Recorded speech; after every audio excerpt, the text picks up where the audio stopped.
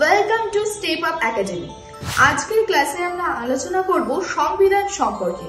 কিন্তু সংবিধান নিয়ে আলোচনা করার আগে তোমাদেরকে জানিয়ে রাখি সংবিধান কি। প্রত্যেকটি রাষ্ট্রই পরিচালনা করার জন্য কিছু নির্দিষ্ট বিধিবিধান ও নিয়ম কানুন থাকে, আর এই নিয়ম কানুনের সমষ্টি সংবিধান বা শাস্ত্র বলে পরিচিত।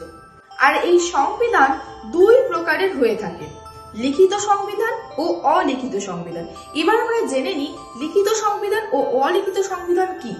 লিখিত সংবিধানে দেশের শাসন ব্যবস্থা সম্পর্কিত মৌলিক নীতিগুলি একটি বা কয়েকটি দলিলে লিপিবদ্ধ করা হয়ে থাকে।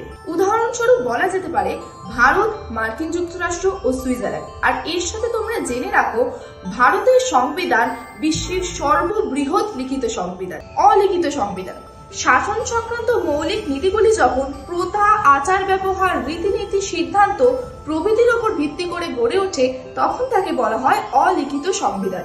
উদাহরণস্বরূপ ব্রিটেন, নিউজিল্যান্ড, স্পেন ও সৌদি আরব। ভারতীয় সংবিধান সম্পর্কে আলোচনা করার আগে সংবিধানের পটভূমি সম্পর্কে তোমাদেরকে জানাই। 1946 সালের ক্যাবিনেট মিশন পরিকল্পনা অনুসারে গঠিত হয় ভারতীয় গণপরিষদ।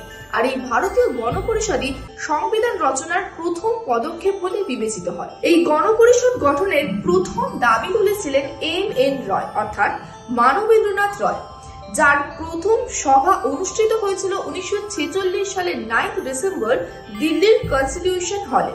আর এর সাথে এটাও জেনে রাখো গণপরিষদের প্রথম সভাপতি বা গণপরিষদের প্রথম অস্থায়ী সভাপতি ছিলেন ডক্টর সচিদানন্দ সিনহা। আর অন্যদিকে গণপরিষদের প্রথম স্থায়ী সভাপতি ছিলেন ডক্টর রাজেন্দ্র প্রসাদ। 1946 সালের 9 ডিসেম্বরই দিল্লির কনস্টিটিউশন হলে সংবিধান রচনার কাজ শুরু হয়। সংবিধানের জনক বলা হয় ডক্টর বি.আর. আম্বেদকরকে। তোমরা জেনে রাখো 1947 সালের 29 আগস্ট ডক্টর বি.আর. আম্বেদকরের নেতৃত্বে গঠিত হয় ড্রাফটিং কমিটি বা খসড়া কমিটি। আর এই কমিটি গঠন করা হয় যার প্রধান উদ্দেশ্য ছিল সংবিধানের রচনা। ভারতীয় প্রজাতন্ত্রের সর্বোচ্চ আইনই হলো সংবিধান, যেখানে সরকারের ক্ষমতা, গঠন, কার্যপদ্ধতি, কর্তব্য, রাষ্ট্র পরিচালনার নির্দেশমূলক নীতি, নাগরিকদের মৌলিক কর্তব্য সমস্তটাই বর্ণিত করা হয়েছে। এবার তোমাদেরকে সংবিধানের সবথেকে গুরুত্বপূর্ণ ফ্যাক্টটা জানাই। তোমরা তো দেখলে 1946 সালের 26 নভেম্বর সংবিধান গৃহীত হয়, কিন্তু এই সংবিধান কবে কার্যকর হয়েছিল জানো? সংবিধান কার্যকর হয়েছিল 1950 সালের 26 জানুয়ারি। এই কারণেই প্রত্যেক বছর 26 জানুয়ারি পালন করা হয় ভারতের প্রজাতন্ত্র দিবস। মার্কিন যুক্তরাষ্ট্রের অনুকরণে গঠন করা হয় ভারতীয় সংবিধানের প্রস্তাবনা। প্রস্তাবনার কথা যখন বললাম তখন এর সাথে আরো একটি ইন্টারেস্টিং ফ্যাক্ট তোমাদেরকে জানিয়ে রাখি।